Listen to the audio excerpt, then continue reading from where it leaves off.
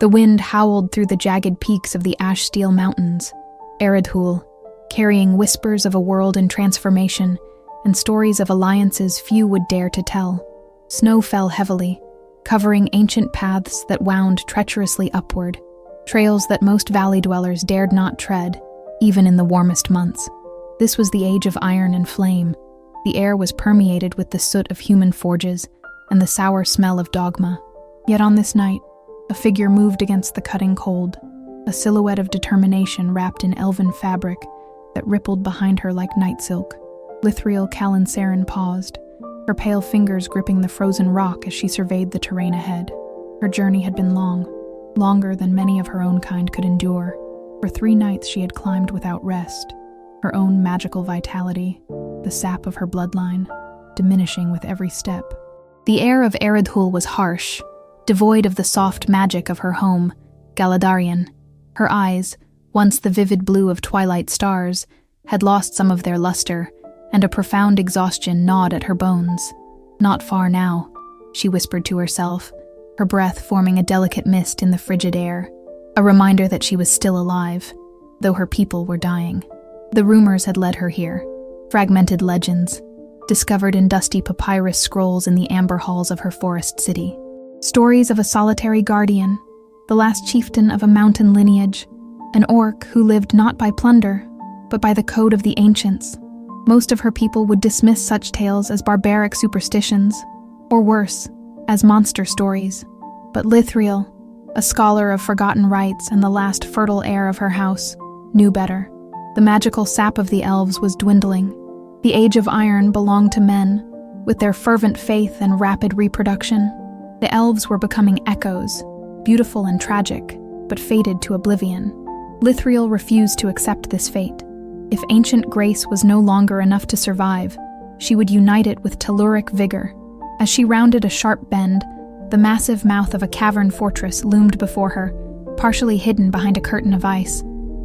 The entrance was not a natural fissure, it was Karz-Dûm.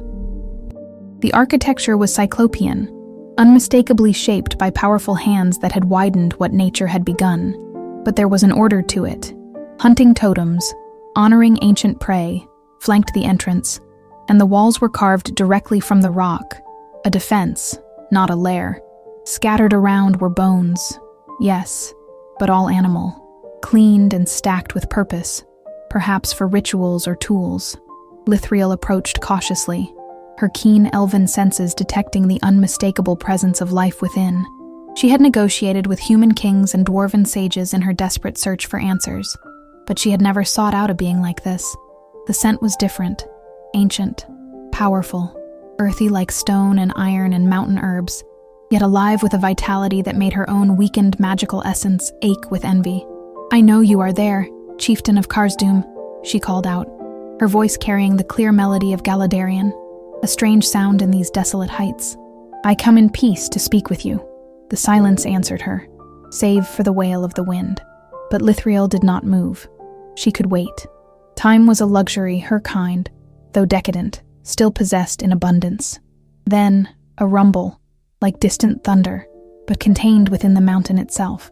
The ground beneath her boots trembled slightly. From the darkness of the cavern, 2 points of amber light appeared, eyes that reflected the moonlight not with malice, but with a deep, watchful intensity. The mountain orc emerged slowly, deliberately, a mountain coming to life. First his massive head, crowned with black hair and a beard braided with beads of stone and bone. Then, shoulders broad enough to carry boulders, followed by a torso wrapped in peelies and hardened leather. When he stood to his full height at the cavern's entrance, Lythriel had to tilt her head back to meet his gaze, an unfamiliar sensation for one of elven royal lineage. Easily twice the height of a tall man, Karguk Stone-Alone studied the intruder with cold reserve. His face was weathered like the stone around him, creased with lines of age and hardship, yet powerful in its austere beauty. He was not the bestial creature of human nursery tales. He was something older, more grounded. "You trespass on sacred ground, pale light," he growled, his voice resonating in her bones, deep as granite. "Your kind is not welcome here. Not anymore." Lythriel did not flinch. She had faced the arrogance of human clerics and the despair of her own people. Fear was a luxury she had abandoned with her innocence. "I have traveled far to find you, Karguk Stone-Alone, last chieftain of Karz-Dûm." She spoke his name with careful precision, watching his reaction. A flicker of surprise crossed his stony features before settling back into mistrust. "That name is not spoken by outsiders," he replied. "How does an outland elf know it?" "I know many things forgotten by the world of men," Lythriel said, taking a measured step forward. "I know of your people's glory before they were hunted. I know you guard these sacred caverns and live by the code of the ancients, repudiating the pillage of your lesser kin.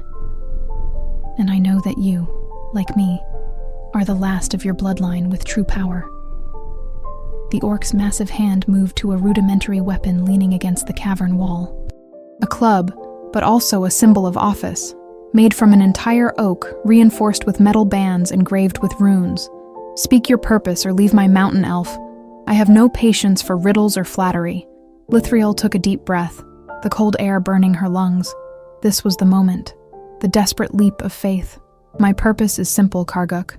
I need a husband, and you need strong children." She met his gaze unflinchingly. "Our kinds are dying. The magical sap of my people dwindles. Your people are gone. Separately, we face extinction. Together, we can forge something unprecedented. Heirs who carry your strength and my ancient grace to survive the age of iron and flame." The orc's laughter exploded across the mountainside, startling birds from distant trees. It was a sound of genuine astonishment, perhaps the first time he had laughed in decades. "You are either mad or desperate, pale light," he said, when his mirth subsided. "What could my seed possibly offer your bloodline, cursed as it is by starlight?" "Strength," Lythriel answered simply. "Resilience. A connection to the earth itself that my magic is losing. My people were once mighty, but generations of isolation and the changing world have weakened us. We need new blood, powerful ancient blood like yours." Karguk's expression darkened. "And what would I gain from such an unholy union? The hatred of the gods who still listen. More hunts by men with their torches and consecrated steel. Legacy," she replied. "Your people are gone, mountain orc. When you die, and you will die eventually, the mountain kings will be nothing but fading legends. I offer you continuation. Children who carry your strength into ages you will never see." For a long moment, Karguk was silent, studying her with eyes that had witnessed centuries pass. Then, with deliberate slowness, he turned his back on her. "Go back to your amber forests, elf. I chose solitude. It chose me in return." Without another word, he retreated into the darkness of his cavern fortress. Each footstep was a small earthquake that Lythriel felt through the soles of her boots. She stood motionless, watching the emptiness where the orc had been. Then, with careful movements, she placed a small object on a flat rock near the cavern entrance. A brooch of living amber, pulsing with a faint, warm light, an ancient token of good faith from her house. "I shall return with the next full moon," she called into the darkness. "Consider my offer, last of the chieftains of Karz-Dûm. We are both relics of a world that no longer wants us. Perhaps together we can forge a place in the one to come." Only silence answered her. But as Lythriel turned to begin her descent, she allowed herself a small smile. The orc had not killed her outright, and for creatures such as they, that was practically an invitation. The first step of her desperate gamble had been taken, the seeds of possibility planted. Now she would return to her hidden sanctuary to gather strength and prepare for the courtship of the last mountain orc, a courtship that would determine the fate of 2 ancient bloodlines. And in the darkness of his cave, Karguk watched her go. The brooch she had left glowed in the faint light. Despite himself, his enormous hand reached for it, fingers closing around the ancient artifact with surprising gentleness. The amber was warm to the touch. Exactly 28 days later, the full moon rose once more above the ash-steel peaks, casting long silver shadows across the snow. Lythriel ascended the treacherous path with greater ease this time, having memorized each handhold and precipice. Unlike her previous journey, she did not come empty-handed.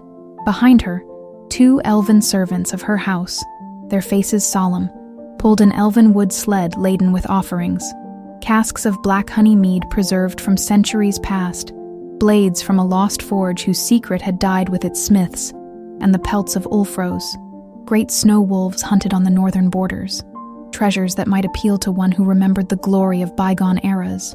The night was eerily still, as if the mountain itself held its breath in anticipation. As they approached the cavern fortress entrance, Lythriel detected something different. The scent of fresh blood, animal blood, rich and potent. The orc had been hunting. "Wait here," she commanded her servants, who stopped immediately, standing motionless as statues despite the biting cold. At the cavern's mouth, Lythriel found her living amber brooch gone from where she had placed it, a promising sign.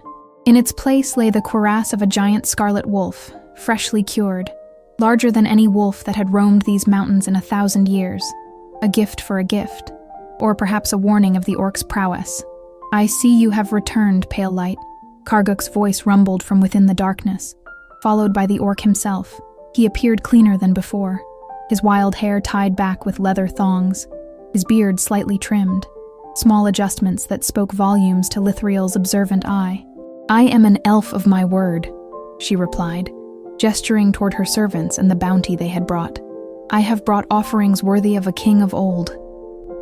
Karguk's gaze lingered on the elven servants, his expression hardening. "You bring servants to my mountain, slaves. They are servants of my house," Lythriel explained coolly. "They come out of loyalty, not chains. I do not steal mines, Karguk. That is not my way, nor the way of my people." The orc grunted, a deep sound in his chest, but seemed to accept the distinction. There was honor in voluntary loyalty.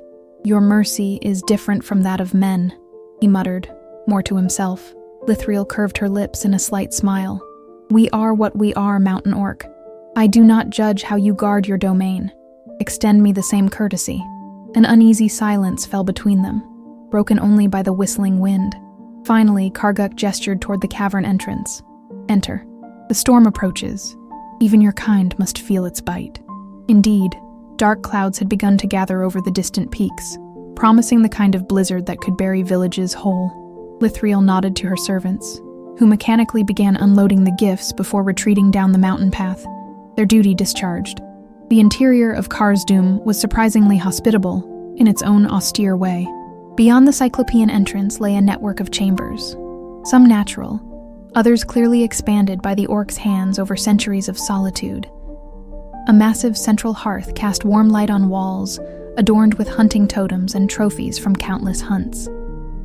In one corner sat an enormous bed fashioned from multiple bear pelts and timber. "You live well for one who shuns the world," Lythriel observed, moving closer to the fire.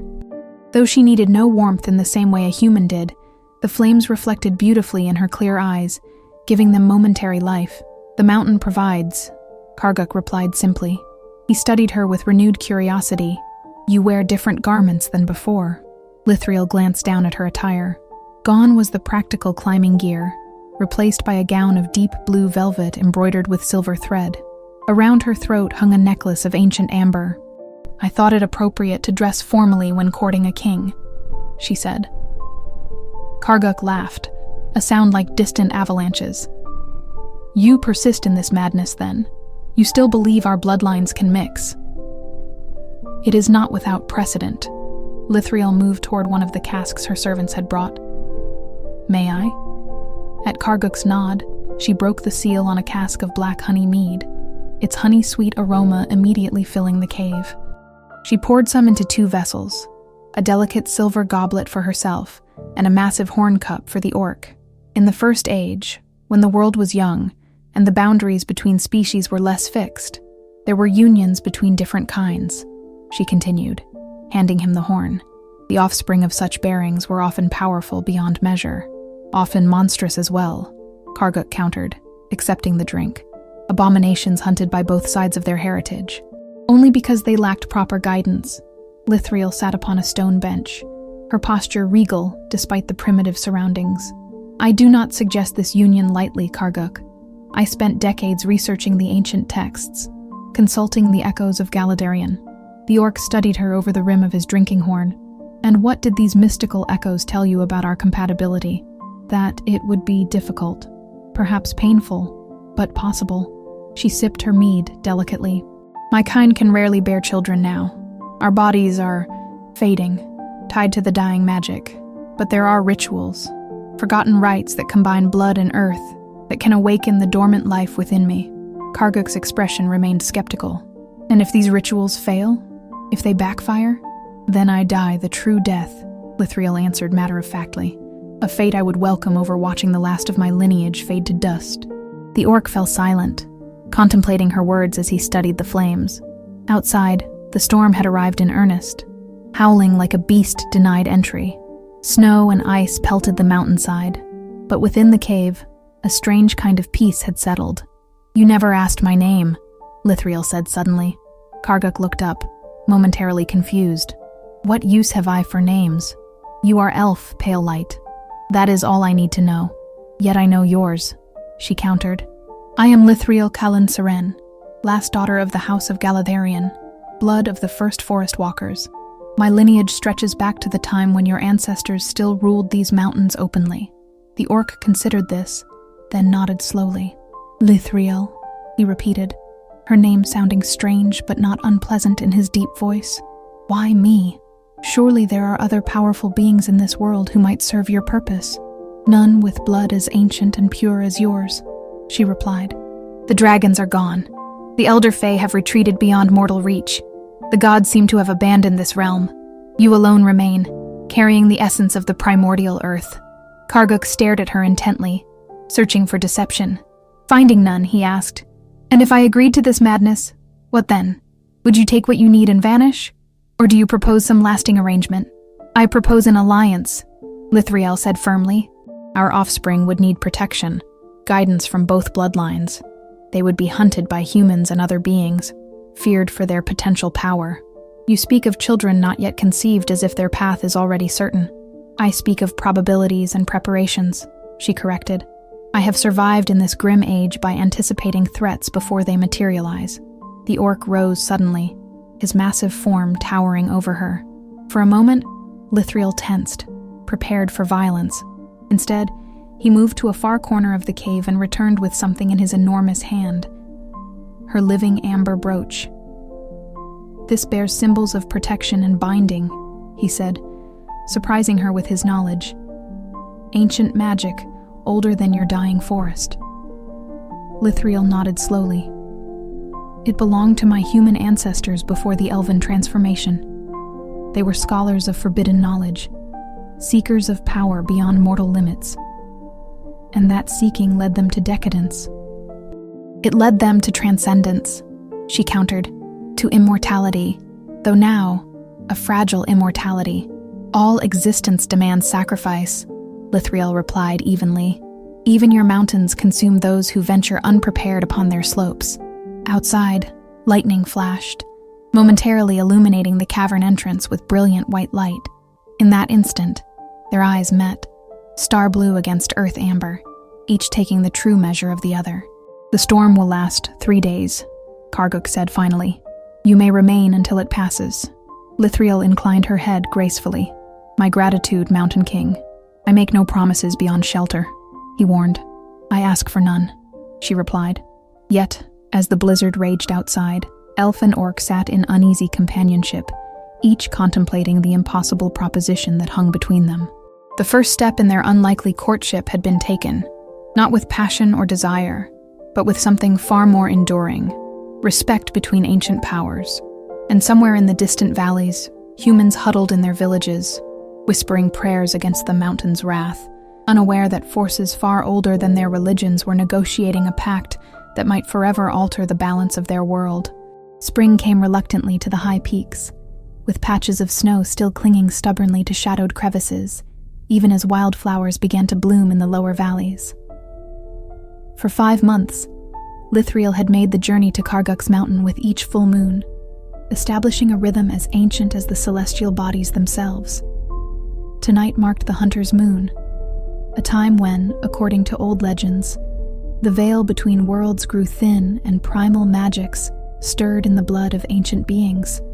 Lythriel had chosen this night deliberately, sensing that the time for patience was drawing to a close. The order of the shared sun grew bolder with each passing season, and reports of nests of ancient races being purged had reached her through whispered messages carried by her ravens. She climbed swiftly now, familiar with every treacherous turn of the path. No servants accompanied her tonight. This visit required privacy. Around her neck hung a leather pouch containing sacred earth from an ancestral grove, ash from a volcanic peak, and a vial of her own blood, drawn during the last eclipse. When she reached the familiar cavern entrance, she found it changed. Crude symbols had been carved into the surrounding rock, pre-human runes of protection that predated both Christian crosses and pagan sigils.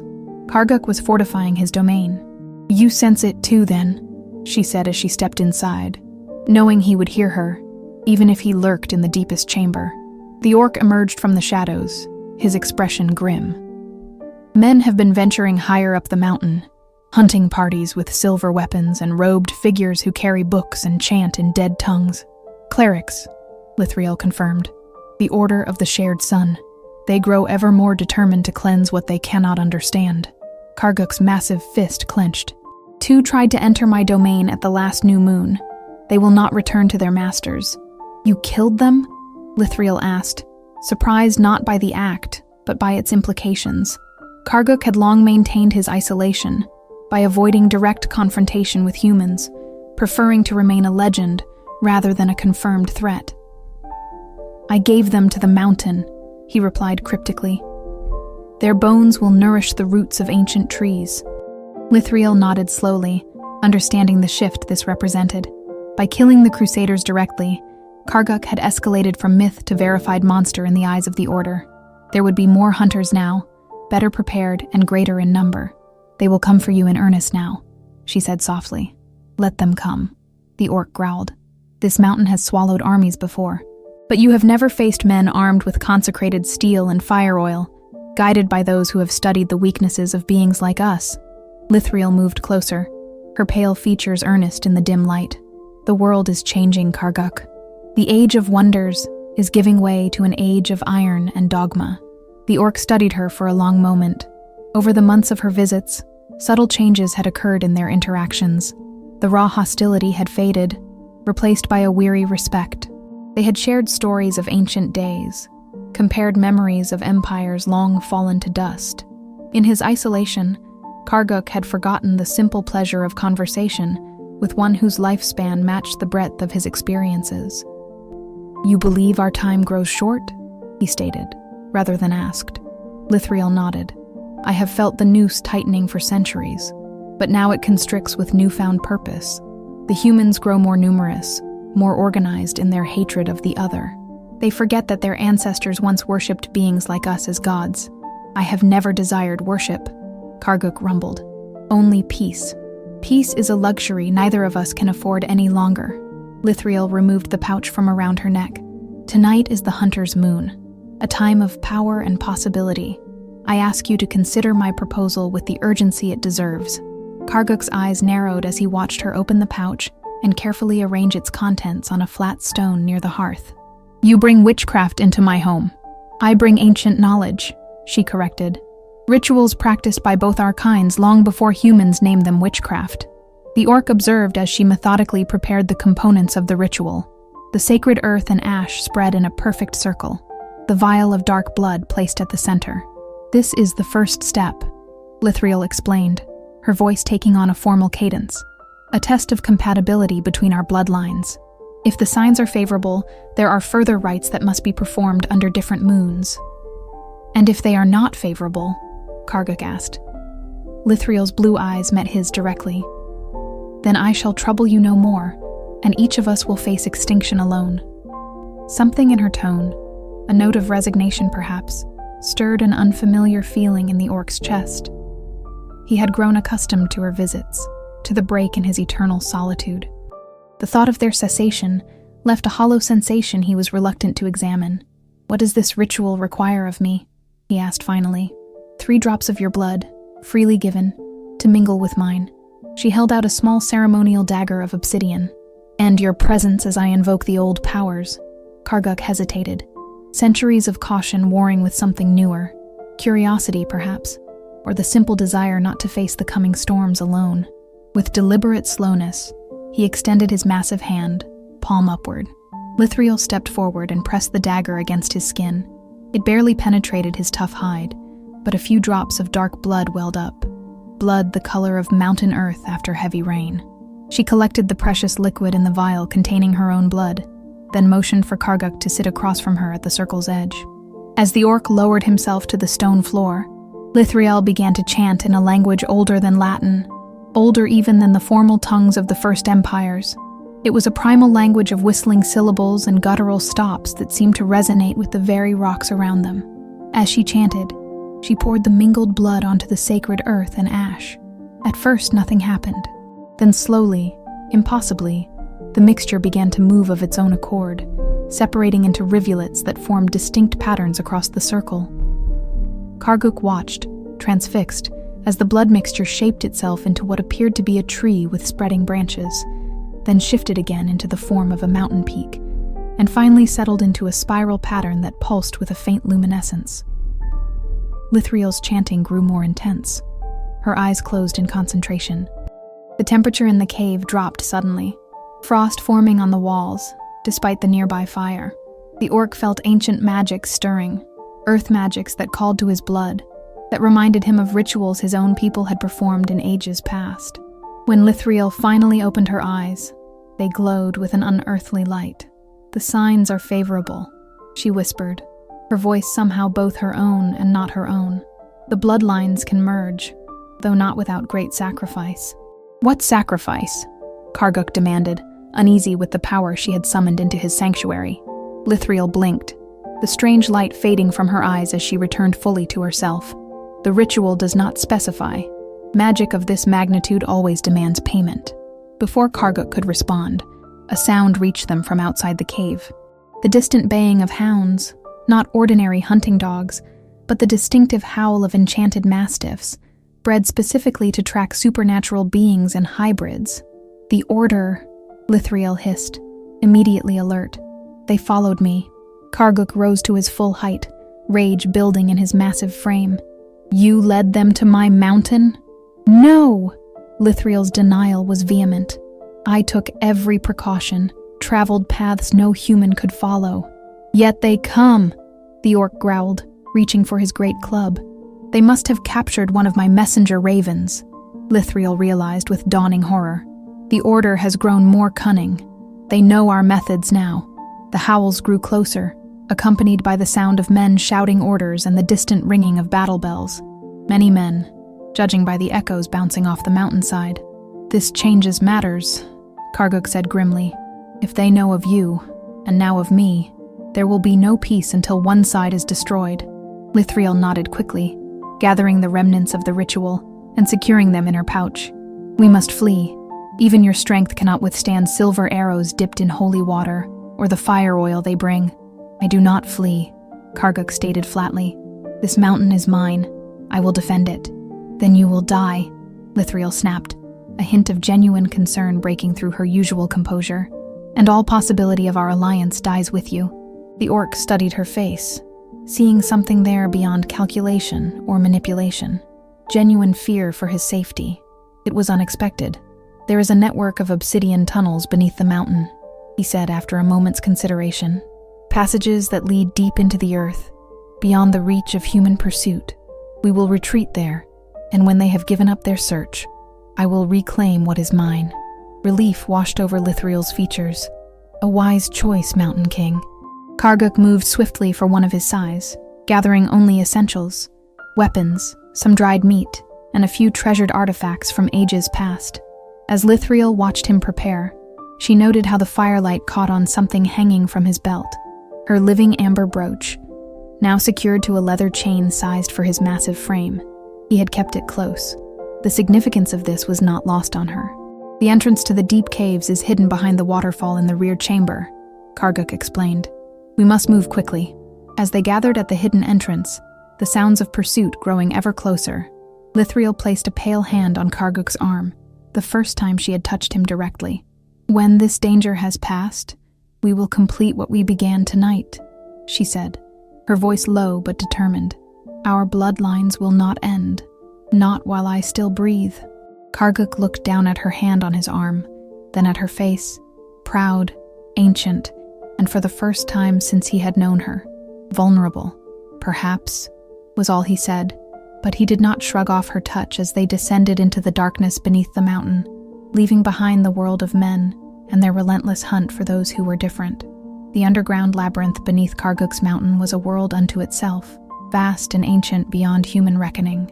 As they descended through narrow obsidian passages, the pre-human runes glowing faintly in response to Lythriel's presence, the sounds of pursuit faded into an eerie, primordial silence. This silence was broken only by the steady drip of water from unseen sources and the distant rumble of subterranean rivers. Lythriel moved with supernatural grace through the darkness, her elven vision rendering the blackness as clear as twilight. For Karguk, navigation required no light. These passages were in his blood, mapped into the very essence of his mountain-born soul. "How far do these tunnels extend?" Lythriel asked, her voice hushed despite the distance they had placed between themselves and their hunters. "Beneath the entire mountain range," Karguk rumbled.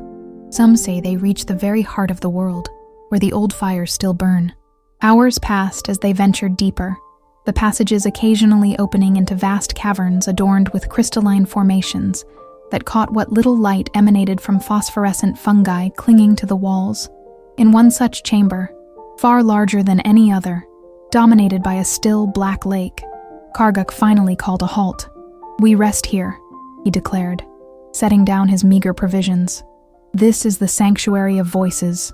Even the most determined crusaders will not follow us this far." The cavern was dominated by the dark lake, whose depths seemed infinite. Lythriel approached its edge cautiously, fascinated by the perfect reflection of the crystal-studded ceiling on its mirror-like surface. "This place," she murmured. "It feels consecrated." Karguk nodded grimly. "It is a place of power. My ancestors performed rituals here when the world was young." As if drawn by a memory not her own, Lythriel knelt by the pool's edge, her reflection staring back at her, pale, beautiful, and utterly unnatural against the ancient stone surroundings. She had not always been thus. Once, centuries ago, she had been just an elf, a noble maiden with dreams and fears and vibrant magic in her veins, before the dwindling began. "Does it disturb you?" Karguk asked suddenly, interrupting her reverie. "What? To see no change in your reflection over centuries?" he elaborated. "To remain frozen while all else withers or transforms." Lythriel considered the question thoughtfully. No one had asked her such a thing in countless years. "Sometimes," she admitted, "but we adapt to what we become. As did you, I imagine." The orc settled his massive frame against a wall of smooth stone, studying her with renewed interest. "I was born as I am. You changed." "Yes." Lythriel's fingers traced patterns in the still water, careful not to disturb its surface. "The magic of my house is bound to the vitality of the world. As the world fills with iron and dogma, our light new. I am the last who can still bear children, a responsibility that weighs more than these mountains." "How did it happen?" Karguk asked, surprising her with his curiosity. "The fading." Lythriel was silent for a long moment. "Our ancestors made pacts with the land itself. In exchange for power, they became its guardians. But the world changed. Men came, felling forests, forging steel, praying to a new single god who tolerates no magic. The land grew sick, and we grew sick with it."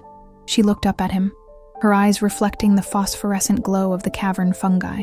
"Do you have such memories, Mountain King? Or have you always been Stone-Alone?" Karguk's gaze turned distant. "My kind ages, though slowly. I was a child once. I had a mother who sang songs that could move mountains, and a father whose laughter caused avalanches. And what happened to them? To your people?" Lythriel asked gently. "The same fate that threatens all ancient beings," he replied. "Humans, with their endless fear of what they cannot control. They came with armies and clever machines and poisoned weapons. We fought, but they were many and determined." His massive hand clenched into a fist. "I survived only because my mother hid me in the heart of the mountain, in passages too small for adult orcs to follow."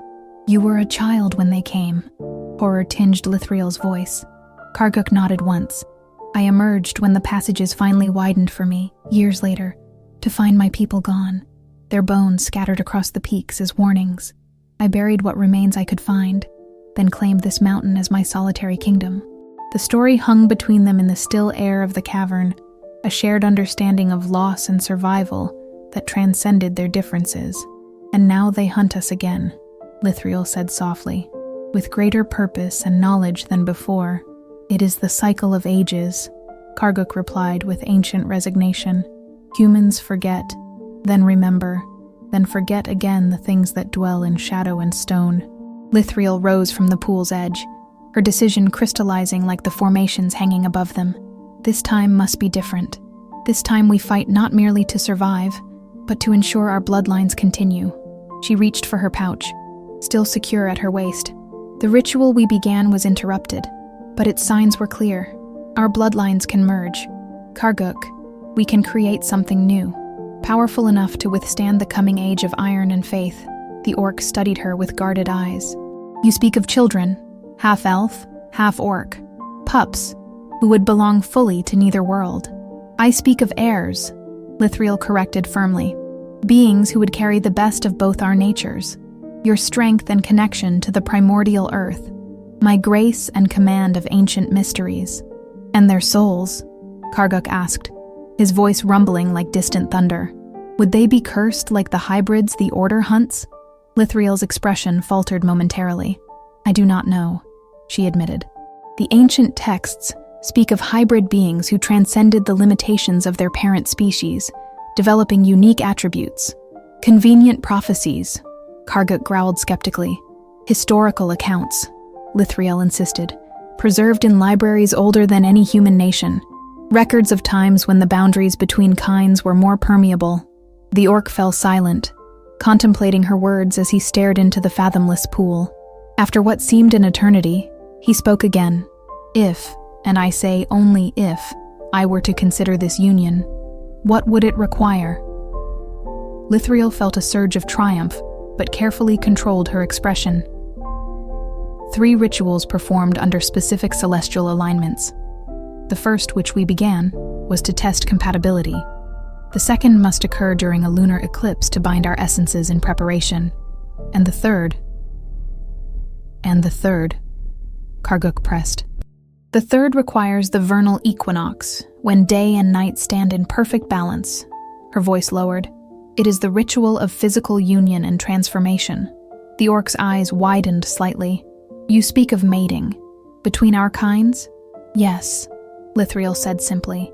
The magic requires physical joining, but the ritual transforms my form temporarily to accommodate yours.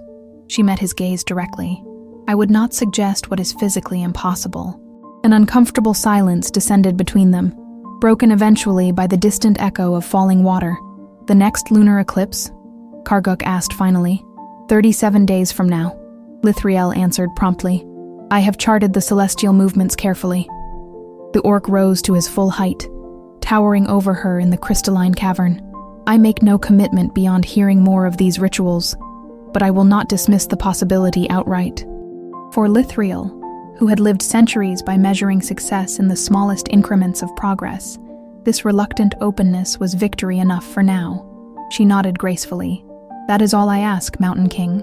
Karguk moved toward a narrow passage at the far end of the chamber. Come.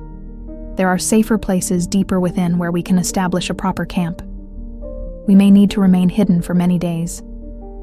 As they prepared to leave the pool chamber, a tremor shook the cavern, subtle but unmistakable. Loose pebbles skittered across the stone floor, and dust sifted down from the ceiling. The crusaders? Lythriel asked, instantly alert. Karguk shook his massive head, his expression grim. No human could cause the mountain itself to shudder. Something else stirs in the deep places. What manner of creature could... Her question was cut short by another tremor, stronger this time, causing ripples across the previously mirror-like pool. From its depths, a faint reddish glow began to emanate. Not flames, but a deep ember, as if the very heart of the mountain was exposed. The lake began to darken and ignite from within. We must move, Karguk urged, genuine concern evident in his voice. Now, what is it? Lythriel pressed as they hastened toward the passage. What dwells beneath your mountain that even you fear it? The orc paused at the tunnel entrance, casting one last look at the now pulsing glow of the pool. The deep fire, Uru-Nâr, a primordial spirit of the earth's hearth that dreams beneath Eredhûl. My ancestors honored it. Our ritual, Lythriel whispered, realization dawning. The magic of blood and ash awoke it. Karguk nodded grimly. The sacrifice the ritual demanded may be greater than either of us anticipated. Come, we must reach the deeper sanctuaries before it fully wakes. As they hurried through the winding passage, Lythriel felt something she had not experienced in centuries: primal fear. Whatever ancient horror they had inadvertently disturbed, it carried a power that predated even the dwindling of her race. The elf and the orc fled deeper into the mountain's embrace, their unlikely alliance now bound not only by mutual interest, but by shared danger. Behind them, the red glow intensified, and the tremors grew stronger, harbingers of an awakening that might reshape their fates far beyond anything Lythriel had planned. They descended for 3 days, through passages that grew increasingly ancient and strange. The common limestone formations gave way to tunnels lined with obsidian that seemed to drink the light, carved with runes that neither orc nor elf fully recognized. The tremors continued intermittently, sometimes mere shudders, other times violent enough to dislodge massive boulders from the ceiling.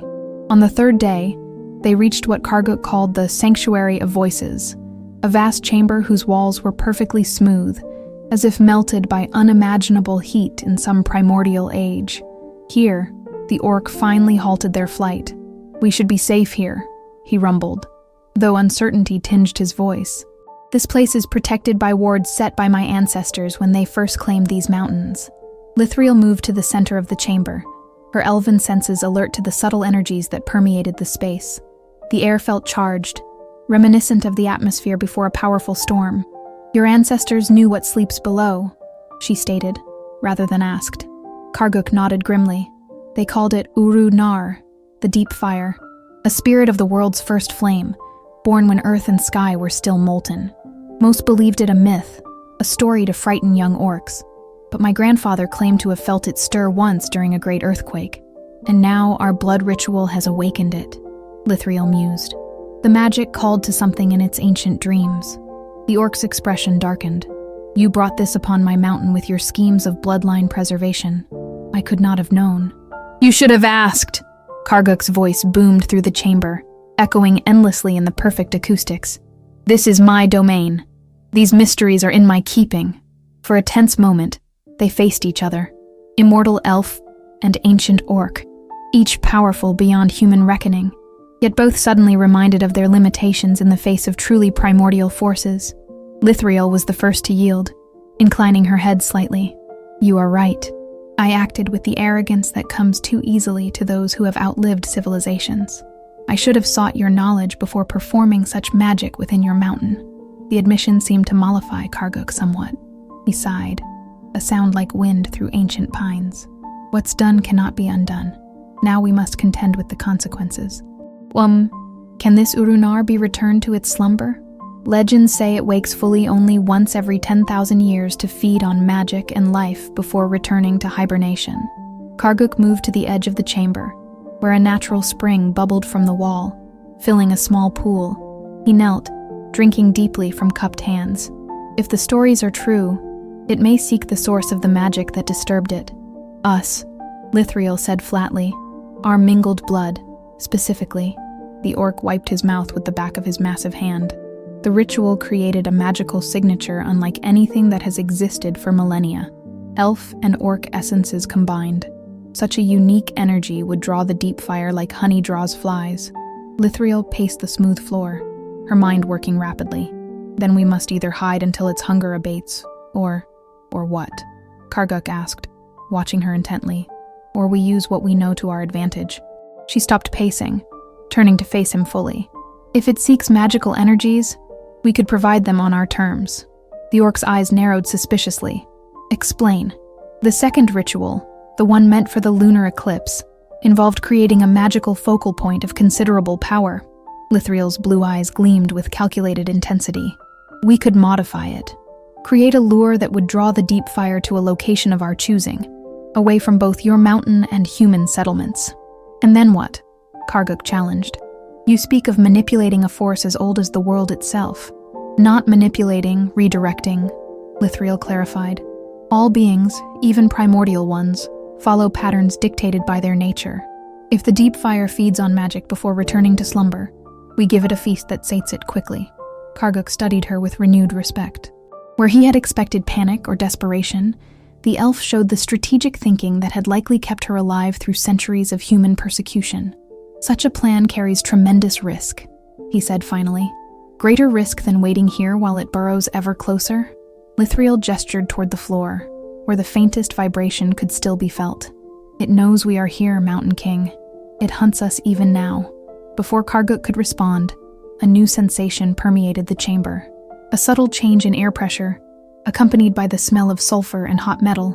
Smoke began to rise from the black lake in the center of the chamber, and embers danced in the air. The deep fire did not send an emissary. It spoke directly. The smoke coiled, forming patterns reminiscent of runes, and a voice, which was both the crackle of fire and the grinding of stone, filled their minds.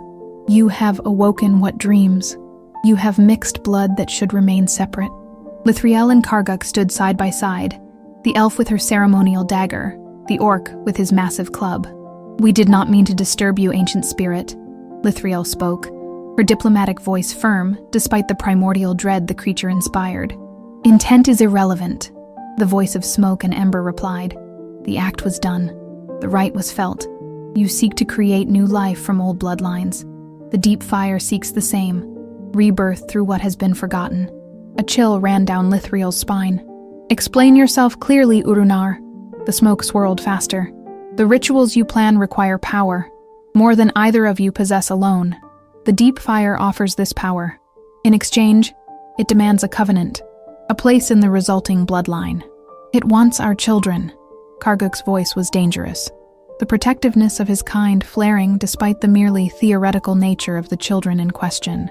"Not possession, kinship," the voice corrected. A third essence added to the mingling. The resulting children would carry 3 ancient bloodlines: Mountain Orc, Galadharion Elf, and Deep Fire. The ancient flame will not be used for tyranny.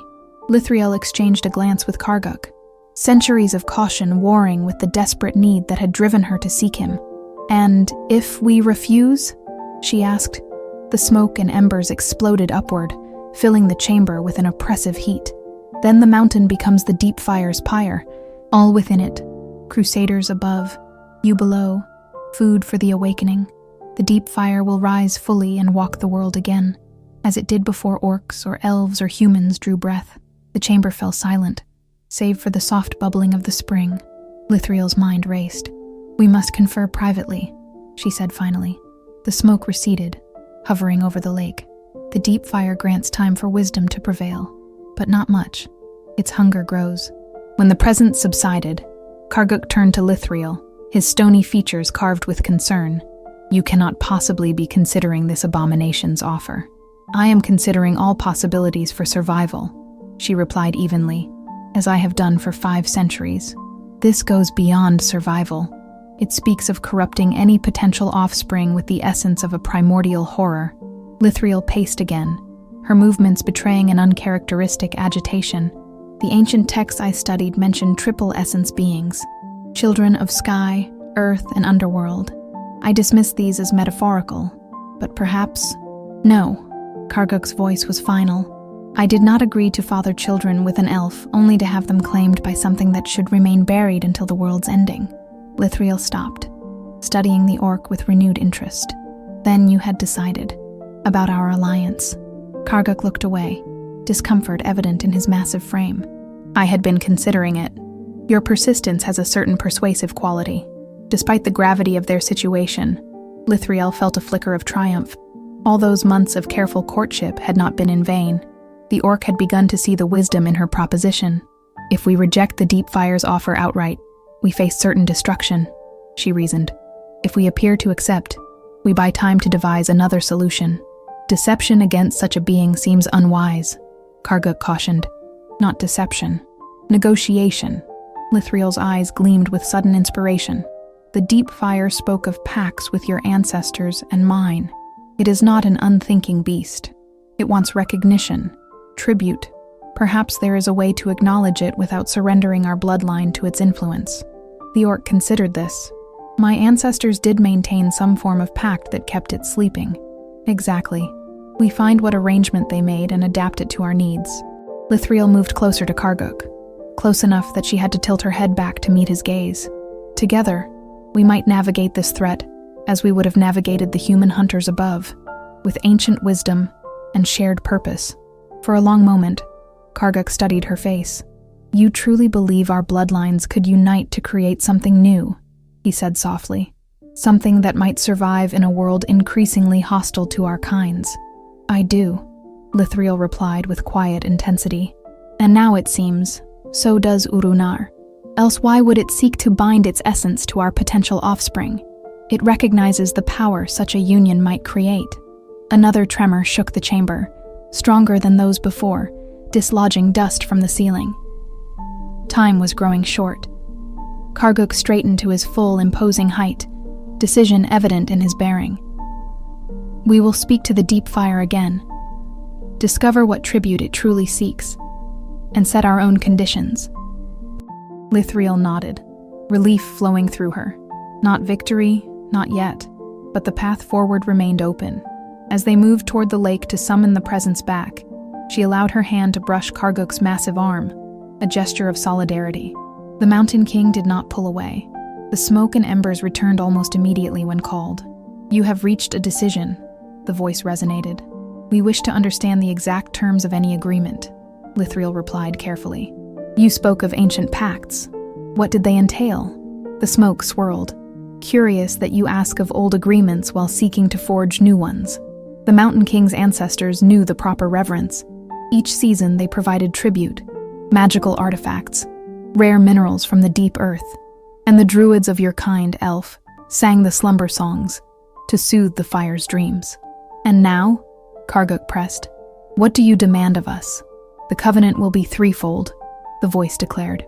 "First, tribute. Not artifacts, but burning metals.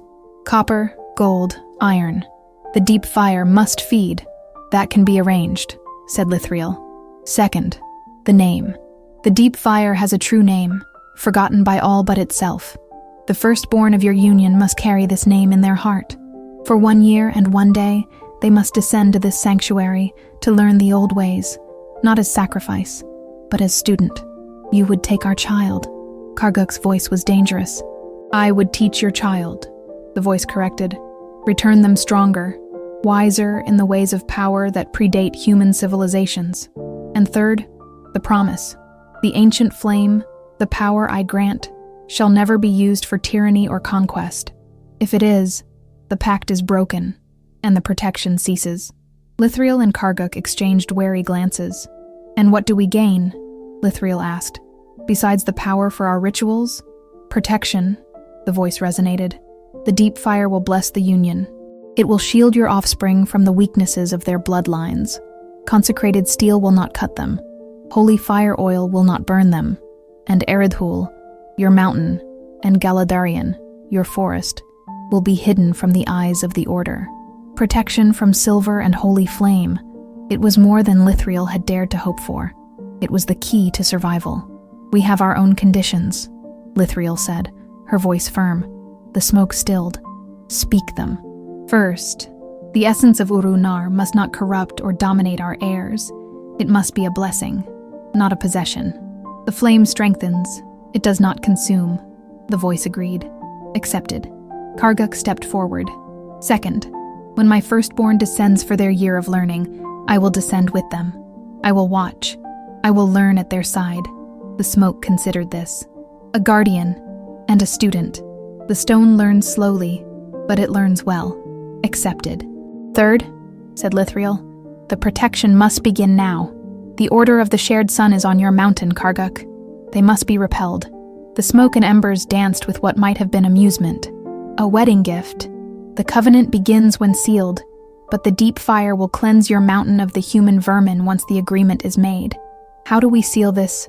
Covenant of ash and amber, blood and promise," the voice resonated, "and sacrifice, what you brought from the world above. What is most precious to your bloodlines?" Lythriel understood. She knelt and drew from her pouch not the vial of her own blood, but a small crystal phial that glowed with a faint golden light. "The last drop of dawn sap from my house, the essence of Galadharion's magic before the dwindling." Karguk watched her, then moved to a recess in the wall Lythriel had not noticed. From it, he pulled a stone the size of his fist that seemed to pulse with a slow, deep heartbeat. The heartstone of my ancestors. The last fragment of Karz-Dûm before it was broken. "Bring them to the lake," Uru-Nâr commanded. They approached the edge of the Black Lake. Together, Lythriel poured the dawn sap, and Karguk placed the heartstone into the water. Where the offerings touched the surface, the water did not ripple. It hissed. The smoke and embers descended from the ceiling, plunging into the lake. For a moment, all was dark. Then, the lake exploded in light. Not red, but a deep color of molten amber and obsidian. A column of power rose, enveloping the elf and the orc. They felt no heat, but a primordial energy.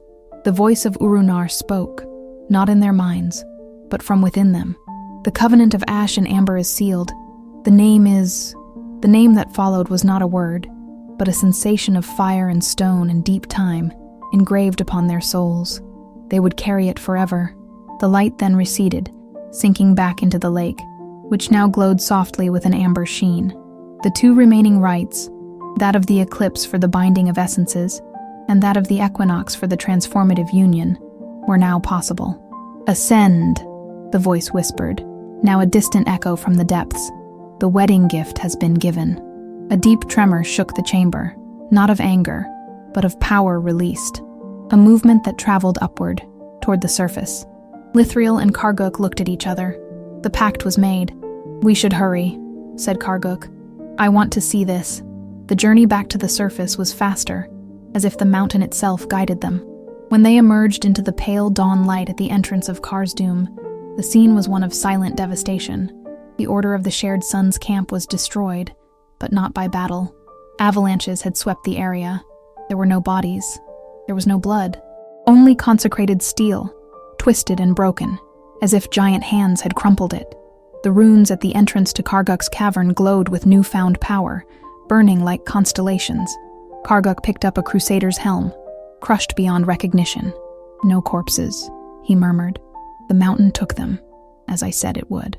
"The deep fire kept its word," said Lythriel. Rumors of living mountains would surely run through the realms of men. The Order would hesitate to return. She turned to the mountain orc. He was no longer just a potential ally. He was her pact partner, the Mountain King. He, in turn, looked at her, the elven princess. "Peace is not eternal," he said, "but we have bought time." "We have bought more than time," said Lythriel. She placed a hand on her abdomen, where, for the first time in a century, she felt not the chill of decay, but the faint warmth of fertile antiquity stirring, a promise fueled by a primordial flame. "We have bought a future." Karguk looked at his cavern fortress, at the totems and the cyclopean hearth. It was no longer just a tomb for his people. It was a home for what was to come. "I must build," he said, more to himself. "A place, a nest of iron and root, a holy forge for its metals, and a subterranean grove for its rituals." Lythriel smiled, a genuine smile of weary hope. "I will return for the crimson eclipse, Karguk, and we will complete the rite of binding. I will be waiting," he replied. At the eclipse, they performed the binding rite, their essences intertwining under the silent chants of Uru-Nâr, who watched from the depths. At the equinox, in a subterranean grove Karguk had nurtured near the mountain's warm heart, the transformative union was consecrated. The first of ash and amber was conceived, an heir immune to silver and holy oil, with a voice that could awaken stones and soothe embers. When the Order of the Shared Sun finally returned in force, they found nothing. Eredhûl had become a mirage of ice and mist, its living passages confounding the hunters until they retreated, defeated by a mountain that no longer wanted them. Peace was not eternal, but the legacy was saved. And in the depths, the deep fire, Uru-Nâr, having tasted the tribute of burning metals and felt the promise of the firstborn who would one day learn its name, returned to its dreams. No longer alone, but as a silent guardian of a covenant that bound together what the world had tried to tear apart.